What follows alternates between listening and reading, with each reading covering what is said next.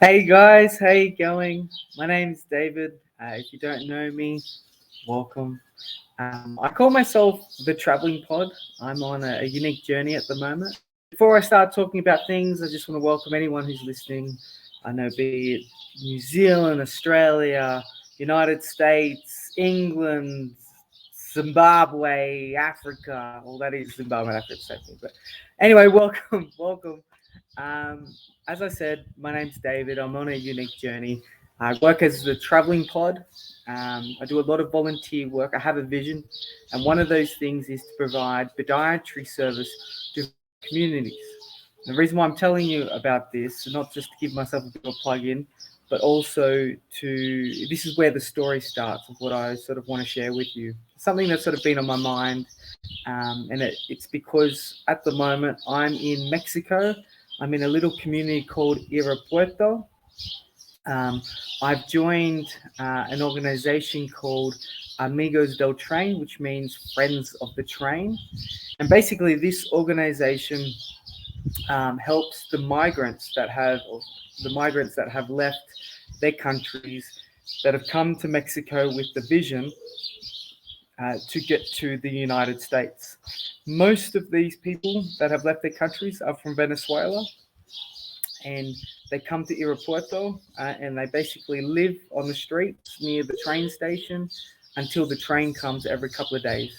So yesterday there was about over 100, over about, blah, blah, blah. There was over 400 people waiting for 4 days for this train. And as you can tell, there are a lot of people with a lot of need. They've gone from Venezuela to Colombia. They've walked through the dangerous jungles of Panama and just caught many, many buses, lived on the streets along the way, and got to Irapuato, Mexico. So I work as a podiatrist. My vision is to provide volunteer podiatry service. I run off donations, generous donations to help me do what I do. If you ever want to follow my journey, you can follow me as the Traveling Pod. You can follow me on YouTube. I've got a website, which is www.thetravelingpod.com, and also Instagram.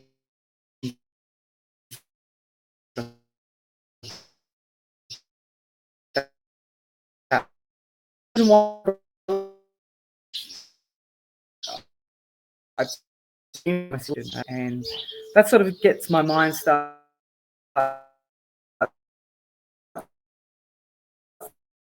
thinking. I'm not going to pretend that I know everything about Venezuela, but I do know that I've been talking to a lot of people, and they're saying how when a country goes through a crisis and people start leaving the country, low socioeconomic group that goes first.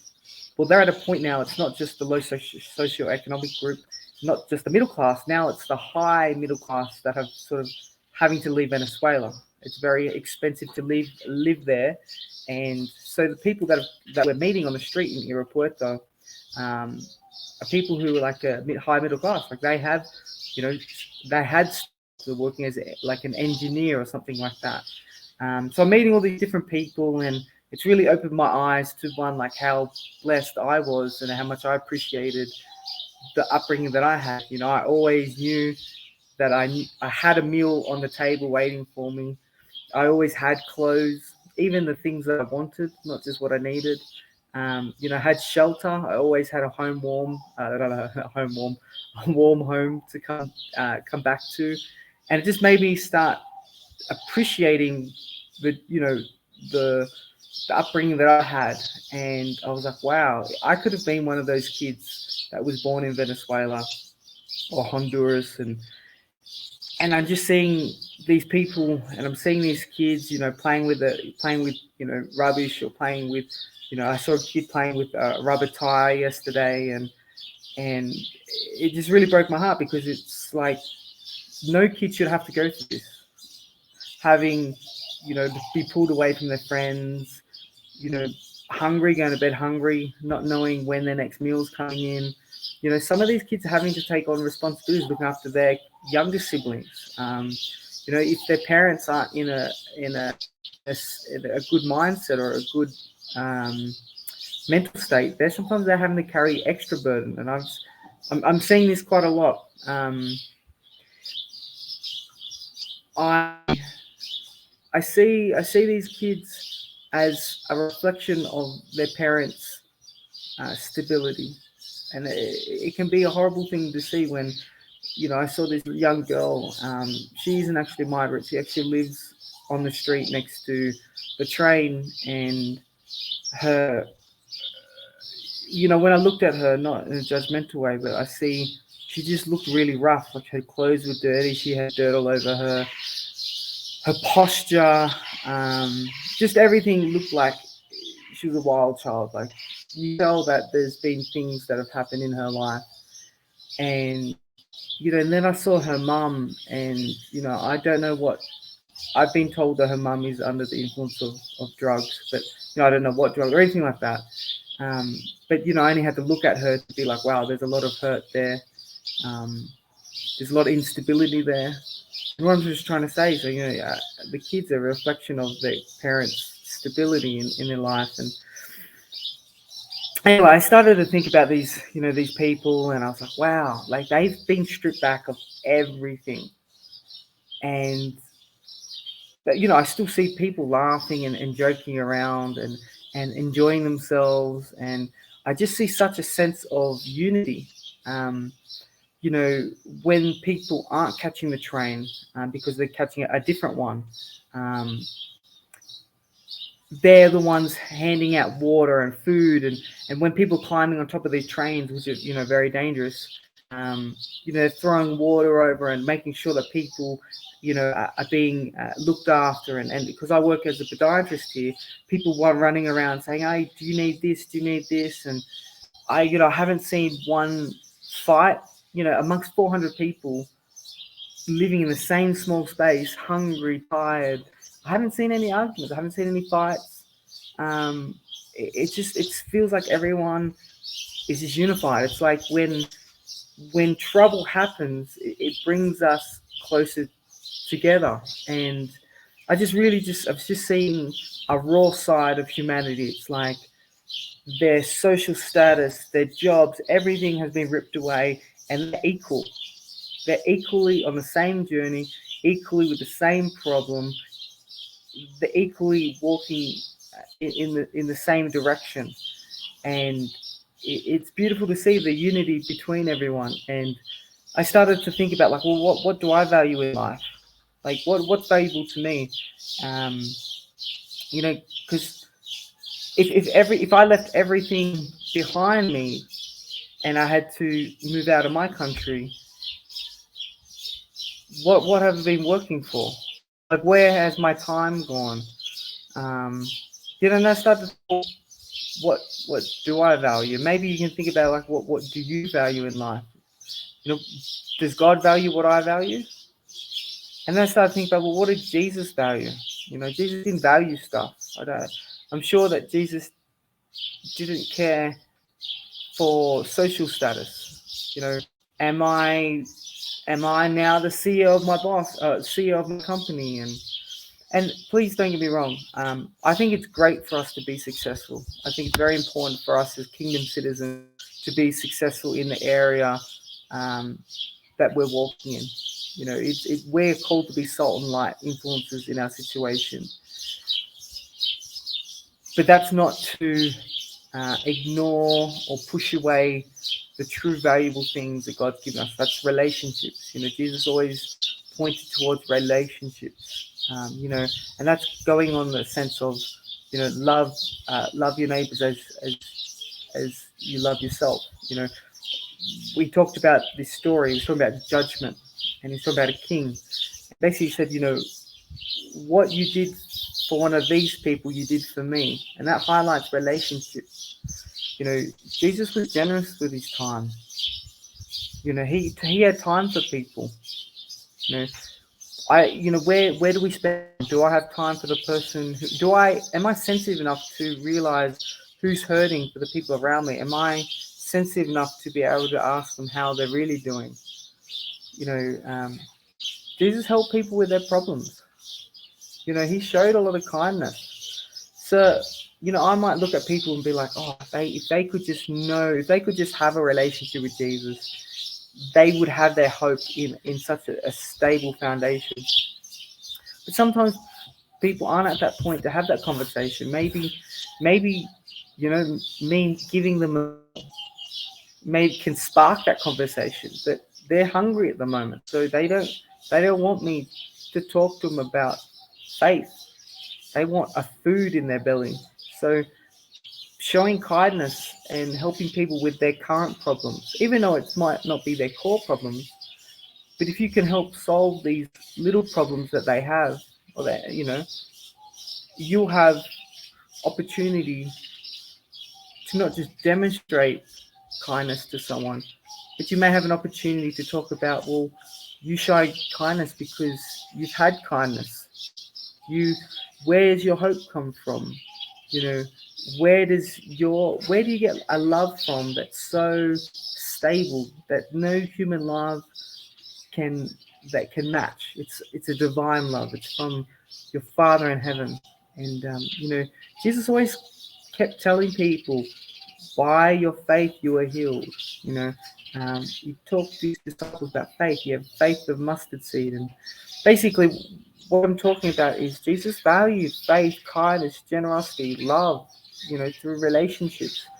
Um, am I valuing what Jesus valued? Because Jesus, we know that he was the, the Word in flesh, God's ideas. If you want to know more about God, know more about what Jesus was talking about and how he lived his life. And we should be reflecting on ourselves, be like, wow, what am I chasing after? Where am I investing my time? Do I have time for my? You don't have to have many friends, but your core group. Do I have time for my family? If you've put your hand up to be a father, there's a lot of fathers out there, but not many dads. And being present, being available for your family. Um, Today is just all about these deep questions to think about and talk to yourself about, because this is something that's been on my mind, and allows me to make my decisions properly. um, these people, I'm talking about people that have had to leave their countries and things like that. They've got nothing now, so all they have is what they have in their bags, and they're going to start a new life. And you can imagine, like, 33. I'm 33, so I'm choosing that age. But imagine leaving everything behind and, like, okay, I'm going to start everything afresh now. I've got to look for a job. I don't have any savings. I don't have a core, core group that's with me, friends. Some people don't even have family with them. So literally starting again. And they're going to have to pull their strengths to help them survive. Let me say that again. Like, they're going to have to focus on the strengths they have to be successful and to survive. And remember, I'm not talking about success as wealth. I'm talking about success as making an impact with the things that they choose to do. Um, Animals really inspire me. I always like looking at nature, and I feel like I learn so much. And you sort of look at how animals sort of behave, and they just work well with what they have. So, in other words, they've recognized their strengths and they utilize them. So a lion knows they can't run as fast as a cheetah. It doesn't have the endurance of a cheetah. So when it sees lunch, it doesn't it doesn't strategize. Endurance is not in the strategy. It says, okay, I'm good at close range. I know that I'm strong for the first, this many meters or this many seconds, and it utilizes that. It strategizes around its strengths. It knows what it's good at, and that's how it's successful. That's how it survives. You know, I just like the thought of when a lion sees a big lunch, like a big animal that needs to attack, or it looks like a difficult situation. They unite in packs. And there's I'm listen. I'm not a strategist. I don't know how a lion my circle around this way, and then three might go like I can't tell you that, but I do know that they work together to achieve what they want to achieve, which is their lunch. And even groups of animals get together to overcome predators. And I just love to see the patterns and the behaviors of these animals, and it's like, wow, they know themselves so well. And then I start looking at myself, be like, wow, if only I knew my strengths that well and I utilized it, how better off would I be in life in general? And I start thinking about and this has been a big journey for myself. I'm not going to pretend that, I had this idea overnight. If you said to me, Dave, what are your strengths? My gifts. I do believe, I suppose, strengths and gifts, I do believe are two different things. But, when we talk about strengths, I'm talking about, things that I'm good at. And generally, the things I'm good at are the gifts that God's given me. And I do believe that God's given me the gift of encouragement and organization. Now, people look at my bedroom, my car, and be like, you are definitely not organized. And yes, I put my hand up. I can be a very messy person in my own little space. But organize in the important things. One of the visions I have is not just podiatry service, but is to organize an event called the Pizza Challenge to show and demonstrate love, value, and acceptance to vulnerable kids. And that takes a lot of organizing. It's an event where I haven't gotten stressed. There's been things that have worked really well, things that haven't worked well. And so encouragement and organization is something that maybe in 10 years, maybe it might be a little bit different. Maybe I know myself that much better. But at the moment, they're the two things that I feel like that God's given me gifts for. And when you have gifts for, you do well in them. And when you do well in them, you enjoy them. And it's my way to encourage you and say, listen, start looking at the things that you enjoy. Start looking at, okay, what do people come to me for? Where do I like spending my time? How can I use my strengths to, demonstrate what Jesus values? How can I use them to impact and demonstrate faith, kindness, generosity, love to others? Imagine if it didn't take a challenging situation, like I'm talking about the people having to leave their country because of economical situation. That's a challenge. It's a big challenge. If you lived in an apartment and you hated your next door neighbor, hate's a big word, like, and your apartment building came on fire, you would put all your problems aside and you grab a bucket of water and start helping putting the fire. You work together to save the building. Even if you didn't like the person, when challenges comes, you work together, unite to overcome that challenge. And imagine if it didn't take a challenge for us to unite together. It was just natural for us to work together.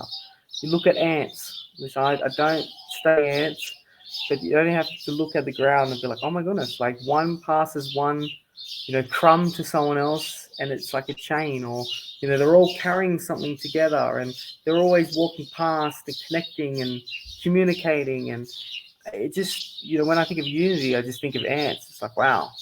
And it's just, imagine if we were like that naturally for us, that we put our insecurities aside, that we knew each other well, that we knew our strengths, we knew that what we had to bring to the table, and we worked like a clock. In a clock, you have the different gears. One gear is bigger, one gear is smaller, but we all play a part in moving the ultimate hand of the clock. And it's like, imagine if we could do that. How much of an impact would we be as a community in people's lives to encourage and to inspire them? And that's what I believe what Jesus was talking about when it comes to the church. Church isn't a building, it's community. Like we should be making this kingdom impact community. Am I humble enough, and are you humble enough to be able to connect with people on the same journey? As a united team, what impact do you want to make in your current season, community, generation? And it's just my job to encourage you. It's not my job, but I want to encourage you and sort of say, okay, well, listen, I know that we have commitments, we have busy lifestyles, but have you at least had a thought of how can I make an impact in my current season? In my workplace. Your workplace is your ministry. How can I demonstrate, love, kindness, generosity, to the people around me, to my community, and then my generation. You might be a successful, business owner, or what in your business, what can your business offer to this generation? What impact could you make in God's kingdom, for God's kingdom in this generation? And I don't have the answers for you because this is your personal journey, but these are a lot of questions that I'm thinking about in my head, and I hope that you are too. So let me just pray. Heavenly Father, Lord, I just thank you for these awesome people, Lord. I just thank you for the ideas you're putting in my mind. I just pray that you help me demonstrate them as best I can. I just pray for the people that are listening, Lord. I just pray that help them to recognize themselves a lot better. Help them to start that journey, if not. I just pray for the people that are on that journey, Lord, that you give clarity to them. Help them to find the gifts that you've planted inside them, to utilize them. Help them to see the strengths that they have, and give them the encouragement to be that encouragement for the people around them. Lord, I just thank you that we can glorify your kingdom, because that's where we have our hope. We just thank you for your role model and yourself, Jesus, how you came, shown us how we should live a good life. I just thank you for the people that are overcoming challenging situations, Lord. I thank you for the connection we can have in you, the encouragement we have, Lord. You're our foundation, and we just thank you that you've always provided for the things that we need, and even the things that we want, Lord. Lord, I just pray for these people that are leaving their countries, that I'm meeting here in Irapuato. I just pray, Lord, you keep shining through us. I just pray, Lord, that you just protect me over their situation. Even people in other countries, Lord. I know that Latin Americans are the only ones going through tough situations. I just pray around the world, Lord, that you just give them peace over the situation, give the wisdom to make the right decisions. We just thank you ultimately that you are in control, Lord. There are bad situations, bad experiences, but there's no wrong situation. I thank you that, Lord, our lives are predestined. Help us to keep aligned with your will. And we just thank you for this time. In your name, amen. God, awesome to hang out with you. Thank you for being, I suppose, present with me. Keep thinking about those sort of things. I don't think you'll ever go wrong. God bless.